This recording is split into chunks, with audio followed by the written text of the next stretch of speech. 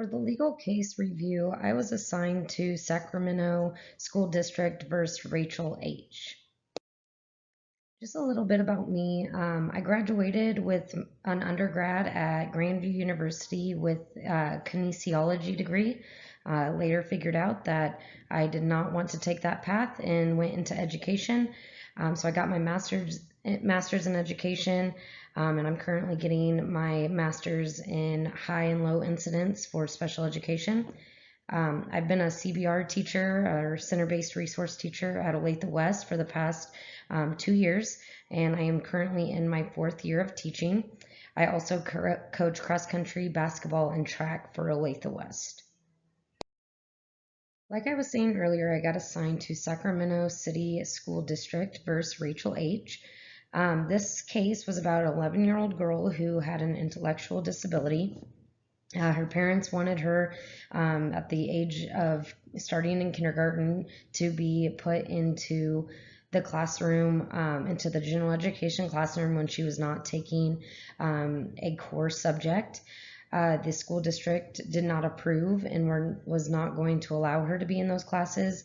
So the dad pulled her from the school and filed for due process. The school district would not let her be in those unidentified students, and so the dad fought for her to be in those into that classroom. So the case was filed on March 2nd, 1992.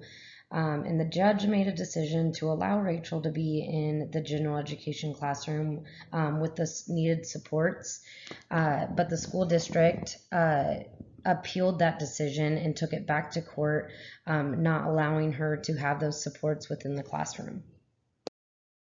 So that decision was made by the United States District Court of Eastern California on March 2nd, 1994, by a judge named Levi.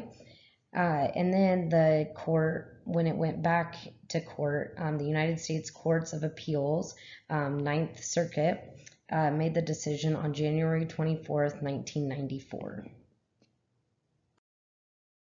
The final decision was actually adopted by Judge Levi from the California court with the 4 factors that he had come up with. And those 4 factors looked at,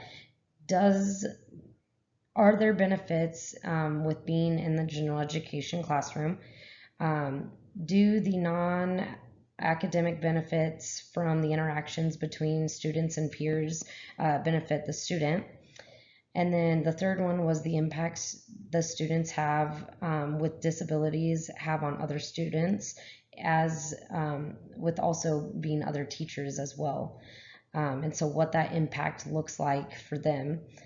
And then the cost of aids and services for the students. So how much is that going to cost with them being in the classroom, and how much services need to be provided for that student.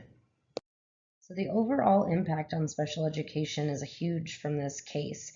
Students with disabilities are now in the general education classroom, and they learn so much, whether it's social interactions, whether it's topics that they thrive on and really understand.